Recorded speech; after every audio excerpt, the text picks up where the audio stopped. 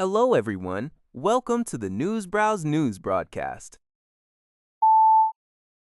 According to reports from Lianhe Xiaobao, the death toll from the devastating earthquake in Venezuela has climbed to 589, with 2,980 people reported injured.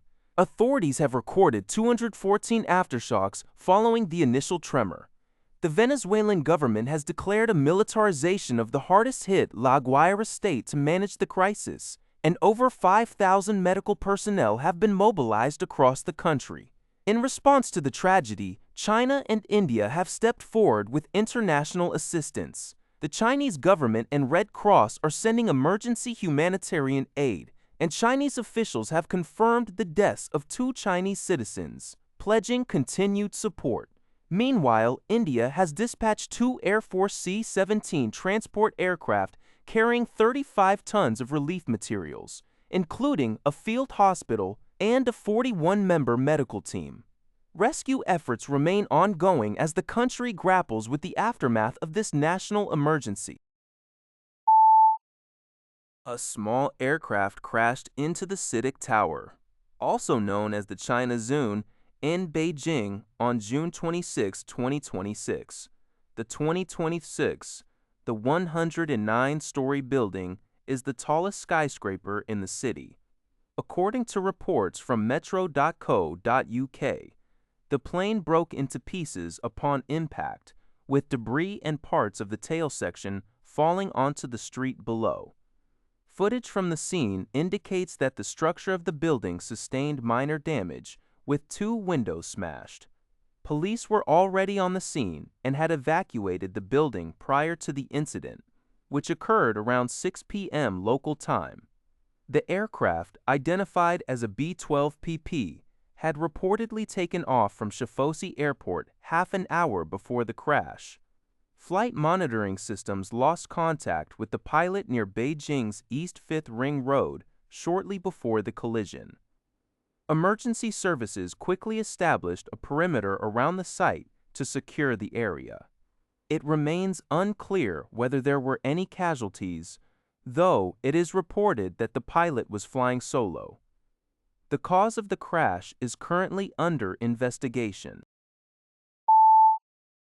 According to NHK, International Atomic Energy Agency, IAEA, Director General Rafael Grossi announced during a press conference in Tokyo that the agency has initiated preliminary talks with Iran regarding the inspection of its nuclear facilities.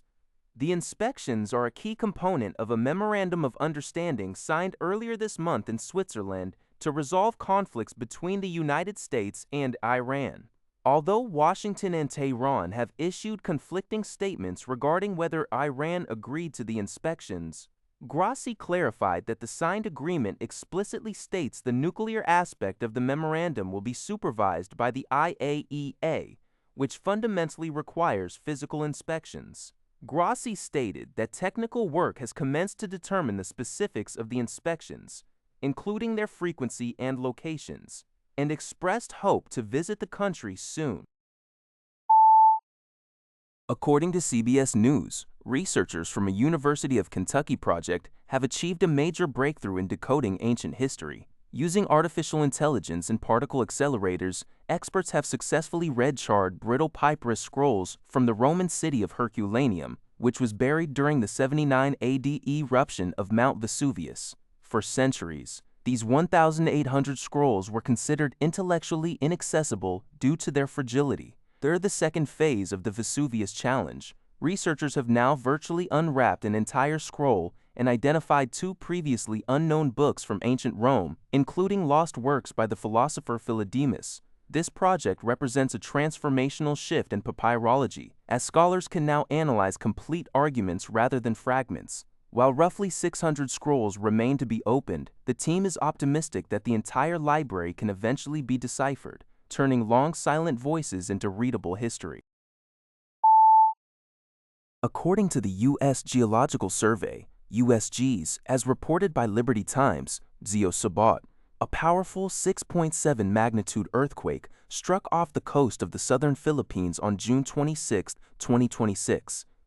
The tremor occurred at 7:42 p.m. local time, with its epicenter located approximately 21 kilometers southwest of the Sarangani province in the Mindanao region. The quake originated at a depth of 65.7 kilometers. Local authorities have confirmed that no tsunami warnings were issued in connection with this event. This seismic activity is particularly concerning as the same area was struck by a devastating earthquake less than 3 weeks ago, which resulted in more than 80 fatalities. Emergency response teams and regional authorities continue to monitor the situation closely to ensure the safety of residents in the affected areas. That's all for this video. Thank you for watching. See you in the next video.